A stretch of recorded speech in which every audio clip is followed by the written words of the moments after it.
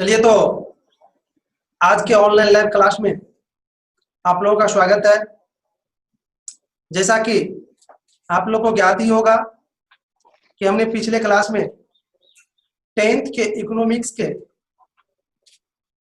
इकाई 3 का कुछ पॉइंट पढ़ाए थे और आज शेष पॉइंट हम पढ़ाएंगे। कल जो हमने लास्ट पॉइंट शुरू किए थे वो था मुद्रा का विकास। मुद्रा के विकास के जो शीर्षक थे उन शीर्षकों को हमने शायद लिखा दिए थे और हमने बताए थे कि मुद्रा का विकास एकाएक नहीं बल्कि धीरे धीरे हुआ है। और मुद्रा के विकास को हमने बताए थे कि एक शीर्षक के द्वारा हम बताएंगे कि कैसे कैसे विकास हुआ था। उनके शायद 6 शीर्षक को हमने कल लिखाए थे और आज सभी का एक एक करके हम डिटेल करेंगे। ऊपर में मुद्रा विकास लिखना पड़ेगा, मुद्रा का विकास,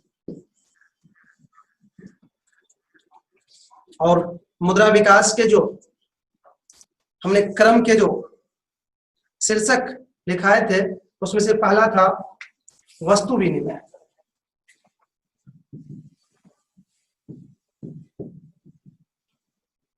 वस्तु विनिमय हम एक बार बता दो आप लोग को, विनिमय का मतलब होता है देन लेन।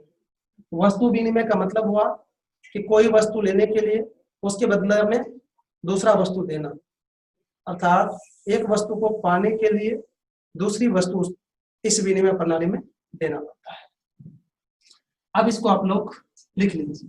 और मुद्रा विकास का एक प्रथम सीढ़ी है, यहीं से मुद्रा का रूपरेखा तैयार हुआ है। इसको लिख लीजिए, इसको लिख लीजिए। लिखिए, वस्तु विनिमय, वस्तु विनिमय का मतलब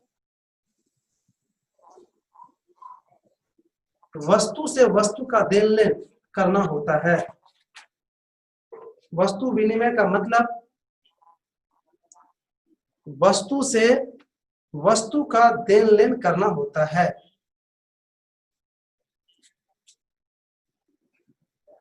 पूर्ण विराम। प्रारंभ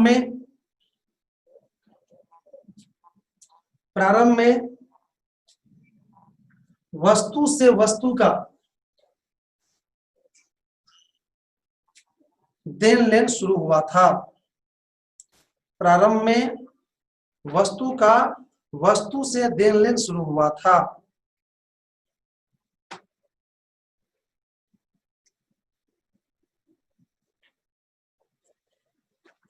बस ये हो गया मेरे भाई। मैंने मुद्रा विकास के जो दूसरा क्रम, दूसरा शीर्षक था वो था वस्तु मुद्रा।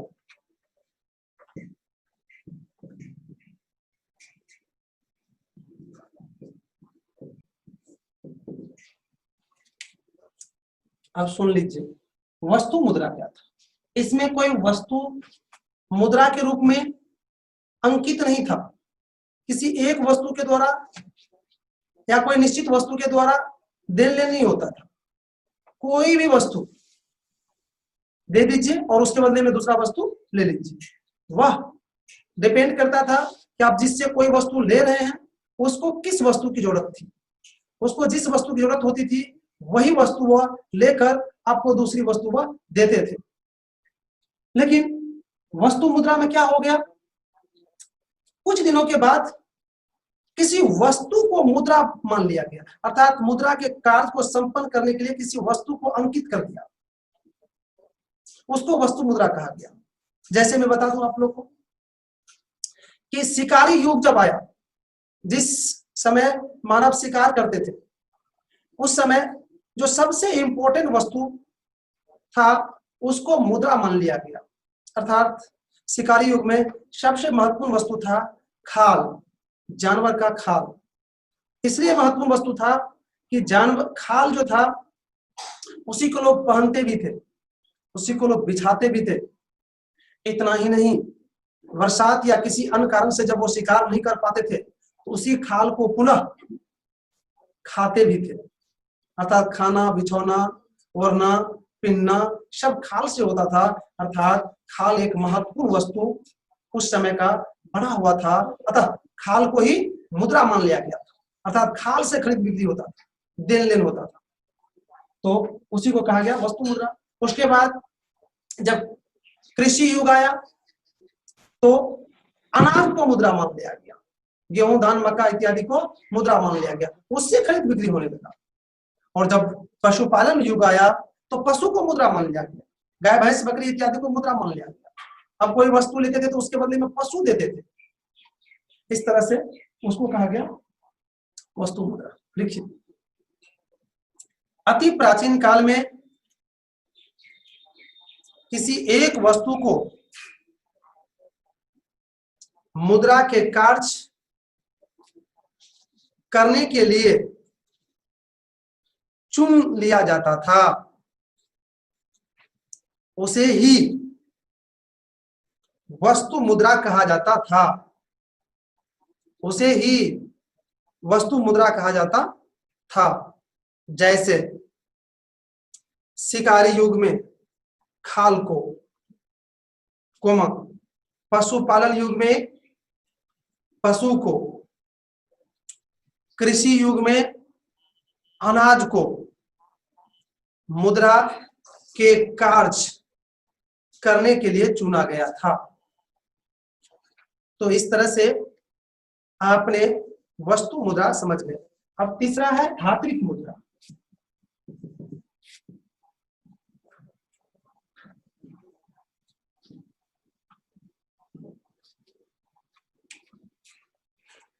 मेरे भाई, जब वस्तु मुद्रा के उपयोग में दिक्कत होने लगा और धातु का ज्ञान हो गया, तब धातु को ही मुद्रा मान लिया गया। अर्थात कुछ प्रमुख जो धातु था, जैसे सोना, चांदी, तांबा, ये सब प्रमुख धातु था, इसको ही मुद्रा मान लिया गया और इसके माध्यम से खरीद बिक्री का काम होने लगा।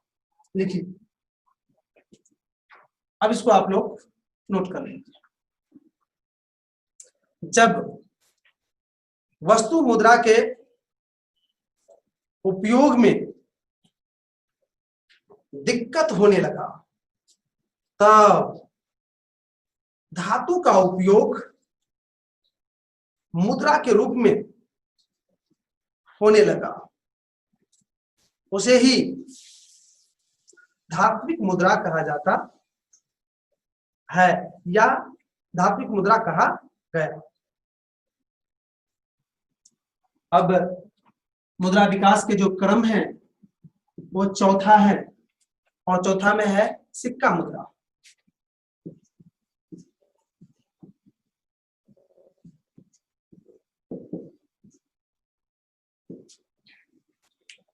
एक बार इसको पहले अच्छी तरह से समझ लीजिए, सिक्का मुद्रा क्या होता है। मेरे भाई, जब धात्विक मुद्रा को अर्थात धातु को मुद्रा के रूप में उपयोग करने में दिक्कत होने लगा, क्योंकि उसकी मात्रा कोई फिक्स नहीं था कि किस वस्तु को लेने में कितनी धातु दी जाएगी, तो फिर उस पर विचार होने लगा और सिक्का मुद्रा अर्थात उसी धातु से एक विभिन्न आकार का सिक्का बनाया गया। मैंने कल बताया था, जैसे कि इतना बड़ा सिक्का बनाया गया, फिर इतना बड़ा बनाया गया, फिर इतना बड़ा बनाया गया, फिर इतना बड़ा बनाया गया। तो ये महत्व के अनुसार से इसका आकार था। इसका सबसे ज्यादा महत्व था, उससे कम, इससे कम, इससे कम, इससे कम, ये महत्व के अनुसार सिक्का था। और ये सिक्का मुख्य रूप से सोना, चांदी का ही बनाया जाता था, इसी को कहा गया सिक्का। आज तो उस पर लिखा भी रहता है 1 रुपया 2 रुपया, और पहले जो सिक्का बना था उस पर कुछ लिखा हुआ नहीं था। वैसे आकार से ही पता चलता था कि ये सबसे बड़ा महत्व वाला है, ये उससे कम वाला, उससे कम वाला, उससे कम वाला, उससे कम वाला है। अब इसको आप लोग नोट कर लीजिए। धातु मुद्रा के उपयोग में जब दिक्कत होने लगा, तब सिक्का मुद्रा का खोज हुआ, जो सोना, चांदी जैसे धातु से बनाए जाते थे। अब मुद्रा विकास का जो 5वां चरण है उसका नाम है पत्र मुद्रा।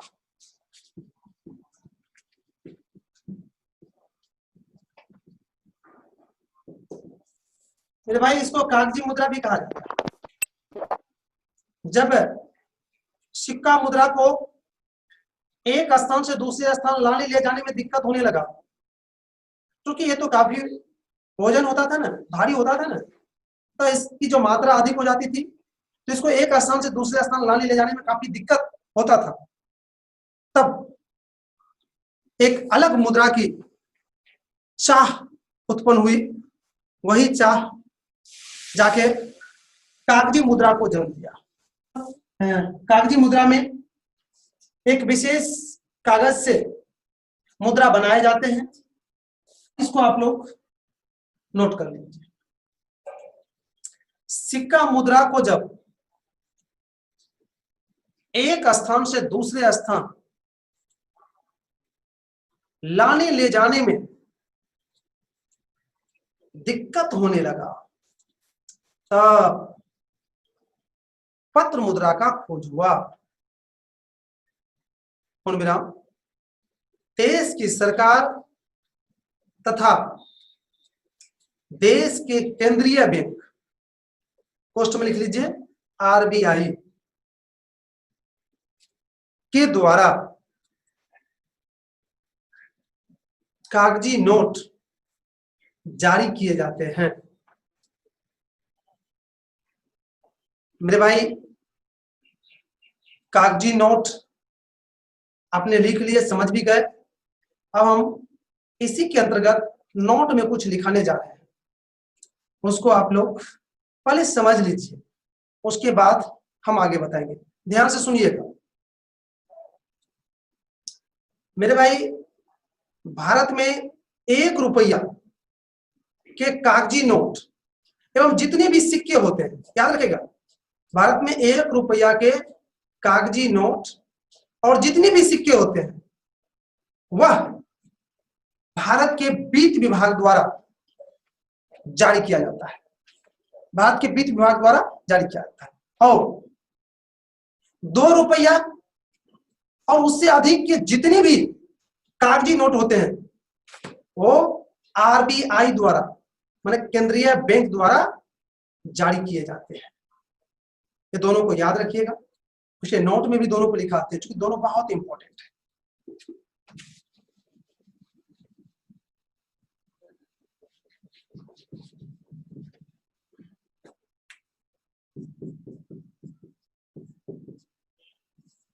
नोट एक रेखे डैश दीजिए। भारत में 1 रुपया के कागजी नोट अथवा सभी सिक्के केंद्र सरकार के वित्त विभाग द्वारा चलाया जाता है। नोट 2 में लिखिए,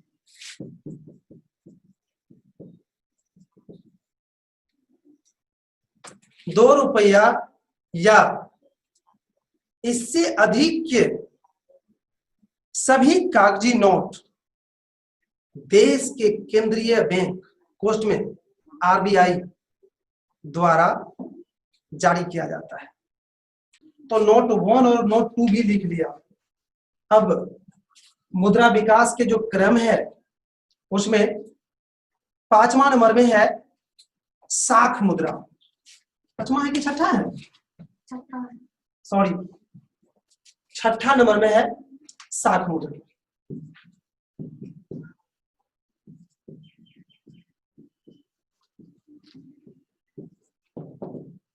साख मुद्रा का मतलब होता है विश्वास वाली मुद्रा, अर्थात वो रुपया नहीं रहते हैं, अन्य चीज रहते हैं, लेकिन उस पर लोग विश्वास कर लेते हैं कि यह रुपया के जैसा ही काम करेगा। जैसे चेक, बैंक ड्राफ्ट, ये सब साख मुद्रा हुआ।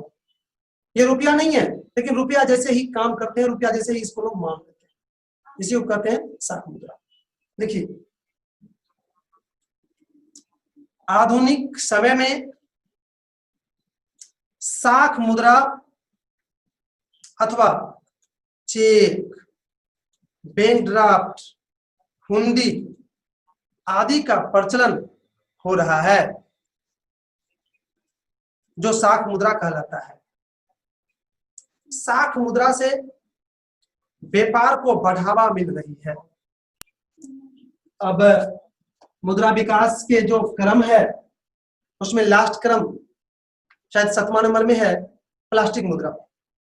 सही है जी।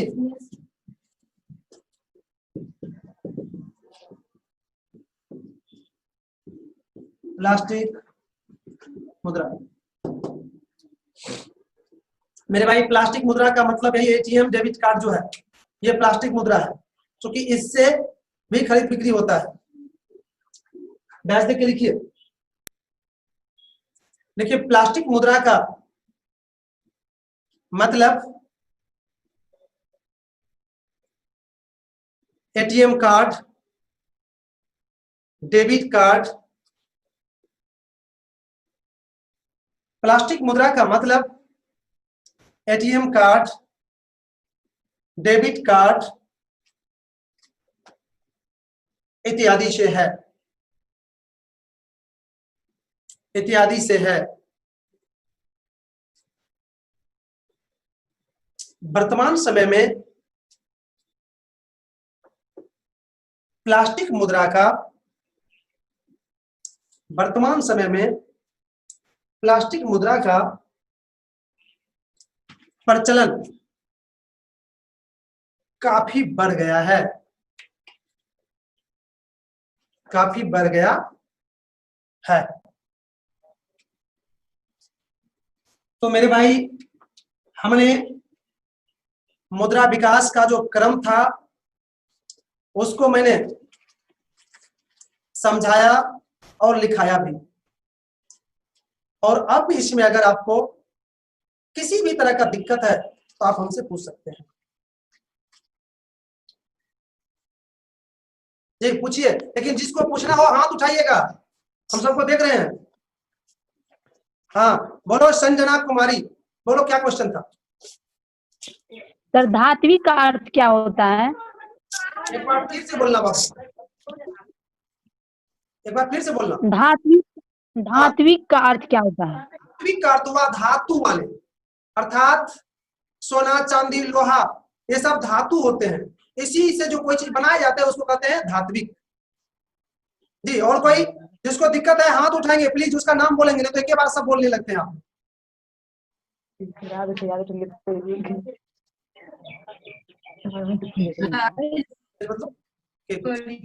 हाँ बोलो दीपक जी कुछ कहना चाह रहे हैं जी। वित्त विभाग मतलब जी वित्त विभाग मतलब वित्त विभाग का मतलब होता है सरकार की जो है ये जो टोटल रुपया पैसा है आया है उसका लेखा जोखा रखने वाला एक संस्था है, उसी को वित्त विभाग कहते हैं। कोई भी जो योजना होती है उसके लिए पैसा वही जारी करते हैं, तो उसी को कहते हैं वित्त विभाग। अच्छा आप लोग जो हाथ उठाने में तो दिक्कत होगा, ऐसे कीजिएगा तो हम समझ जाएंगे, उंगली ऐसे कीजिएगा तो समझ जाएंगे कि वो कुछ पूछना चाहता है। चलिए और कोई हंसना नहीं है, और किसी को दिक्कत है तो आप हमसे पूछ सकते हैं। मुद्रा विकास के जो यात्रा हमने बताए हैं, क्रम बताए हैं, उसमें किसी भी तरह का हो सकता है। मतलब आवाज नहीं खोलेंगे, जो क्वेश्चन करना चाहते हैं वही तो आवाज खोलिए प्लीज। देखो ये सब दिक्कत है ना। अरे वीडियो ऑन करो पहले तब क्वेश्चन करो भाई। अरे वीडियो ऑन करके उंगली ऐसे करो और उसके बाद तुम क्वेश्चन करो, नहीं तो नहीं समझ में आता हमको कौन बोल रहा है। बहुत लोग बोलने लगता है। बोलो अब। बोले सर नोट में 2 नंबर का लिखा है, फिर से एक बार बोलिए। अच्छा नोट में जो 2 नंबर का लिखा है हम फिर से रिपीट करना चाहते हैं। अनिल आनंद बोलेंगे उसको, फिर से बोलेंगे अनिल आनंद जी। Yes sir. बोलिए नोट के 2 नंबर का। 2 रुपये या इससे अधिक के सभी कागजी नोट देश के केंद्रीय बैंक उसमें आरबीआई द्वारा जारी किया जाता है। राइट, बहुत अच्छी बात है। चलो मेरे भाई तो अब आगे बढ़े। सर एक क्वेश्चन, लेकिन दुख की बात है हम बोलो बोल रहे थे 30 सेकंड टाइम है। सर एक क्वेश्चन है जी जल्दी में। सर, आरबीआई का बैंक कहाँ है? मेरे भाई टाइम समाप्त हो गया, आज जवाब नहीं दे पाएंगे, कल पूछिएगा, कल पूछिएगा।